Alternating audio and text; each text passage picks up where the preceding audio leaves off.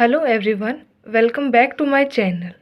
So today we are going to discuss about the basic concepts and definition related to taxonomy and also the historical resume of the systematics. So taxonomy is the branch of biology which deals with the identification, classification and the nomenclature of the living organisms, mainly animals as in case of zoology. So it is derived from a Greek word that is taxon plus nomos given by D. Candolle in 1813.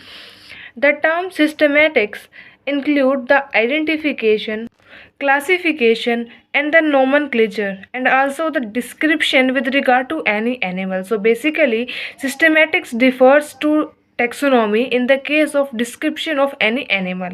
It is also derived from a Latinized Greek word that is systema plus naturae given by Carolus Linnaeus in 1735. So contribution of Carl von Linné. He was the first to illustrate the usefulness of the binomial nomenclature and how it is applied for the classification of animals. He also developed the modern taxonomic hierarchy, that is with regard to the family, class, order, genus, species, etc. Again, Aristotle's classification. Aristotle was the earliest to classify the animals. He classified them on the basis of two concepts, that is one the blooded ones and second the bloodless one. Again, he classified the blooded ones into two categories, that is the two-footed ones and the four-footed ones.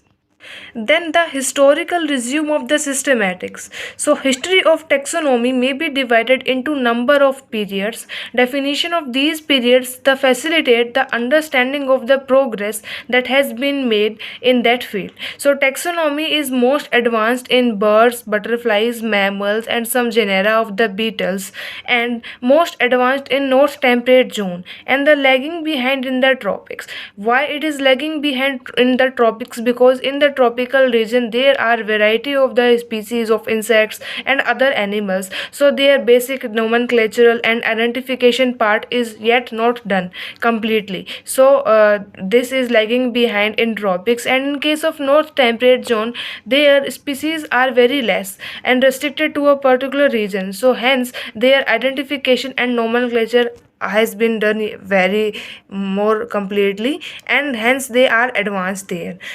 Three historical periods are outlined here. First is the first period, that is the study of the local faunas. So a tribe of Papuans in the mountains of New Guinea was found to have 137 specific names for the 138 species of the birds. Only one species was confused with one another. So basically they have also identified the specific names for the birds category. Their nomenclature is clearly binomial. Aristotle 384 to 322 BC, who brought together the knowledge of his time, formulated the beginnings of the science. He did not propose a formal classification of animals, but he provided the basis, as animals may be characterized according to their way of living, their actions, habits and bodily parts, etc. So basically he provided the characteristics on the basis of which animals should be classified on. He distinguishes the insects like mandibulate and hostidate types, winged and wingless conditions, and utilizing certain terms for the lesser groups of insects such as Coleoptera and Diptera, which also persist even today.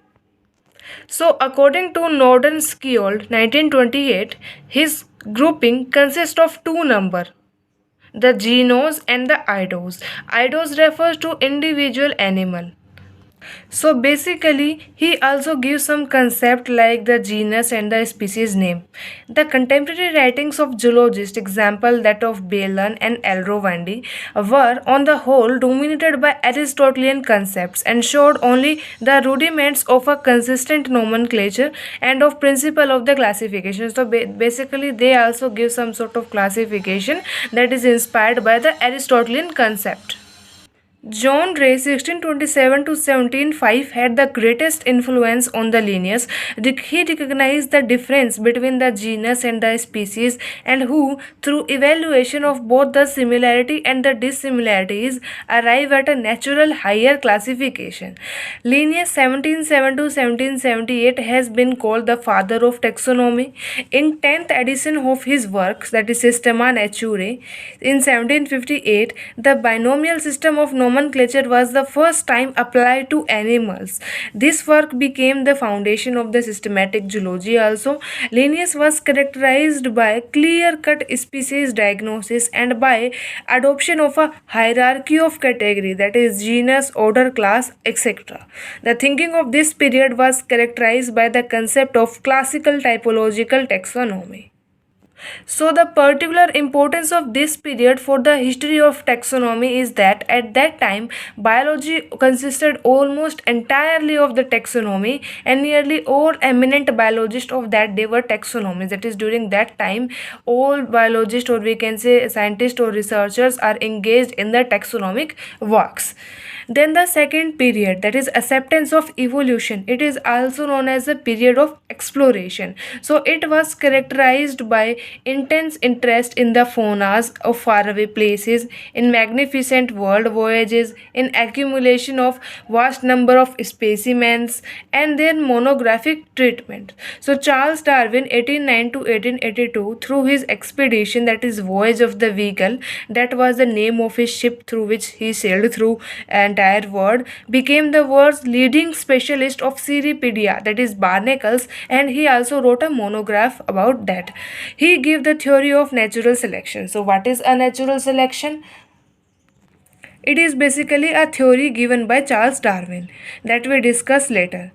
Alfred R. Wallace 1823 to 1913 also came to the same conclusion as that of Darwin. The interest of this period was preeminently phylogenetic. So phylogenetic means it was a part of a systematics that addresses the inference of the evolutionary history and the relationship among the groups of any organisms. Ernst Haeckel 1866 also introduced the method of representing the phylogeny by means of branching diagrams. This provided the taxonomist with a graphic means for expressing the supposed relationships. So basically this was an exciting period in the history of the taxonomy. Not only were the new species and genera were discovered daily, but with reasonable frequency even new families and orders are also discovered. So while doing new discoveries, some taxonomists resorted to split the existing categories, which result into the removal of the classification by doing away with the heterogeneous polyphyletic group, or it led to disintegration of natural categories.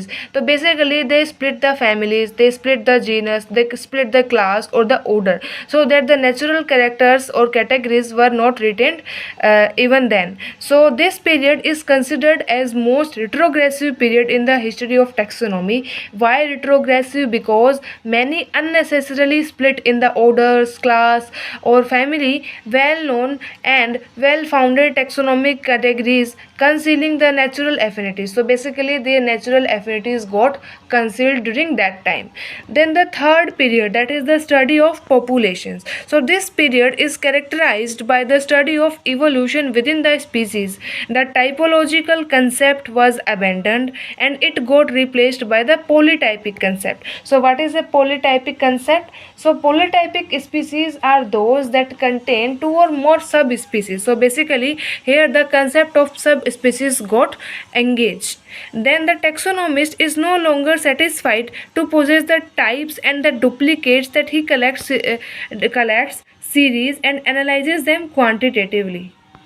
So, difference between the species and subspecies were compounded of very numerous small variations and the local and geographical variations, that is changes, and that was closely related with the environment. So most of them interpret the close correlation between the variation, that is the changes, and the environment. They were Lamarckians. These scientists were known as Lamarckian category. It was during this period that Mendelian rules were also rediscovered, that is during 1900. The first 2.5 decades of the 20th century were the period of greatest cleavage between the naturalist taxonomist and the laboratory biologist. But later, three scientists brought the taxonomist and the genetics together by merging the population concept of the taxonomist into the genetics. So basically, earlier there were two categories of scientists, but later on they got merged into a single one. New systematics. So in this purely morphological species definition is replaced by the biological, which include the ecological, geographical, genetic factors. So population became the basic taxonomic unit. Current taxonomy is customarily referred to as the new systematics according to Huxley in 1940. So in the conclusion we can say even less known is the taxonomy of the tropical animals. Thus the major portion of the work of taxonomists are still remains to be done. This is a diagram representing the basic applications of the systematics or taxonomy in various fields, that is in geography, DNA, morphology, ecology, etc.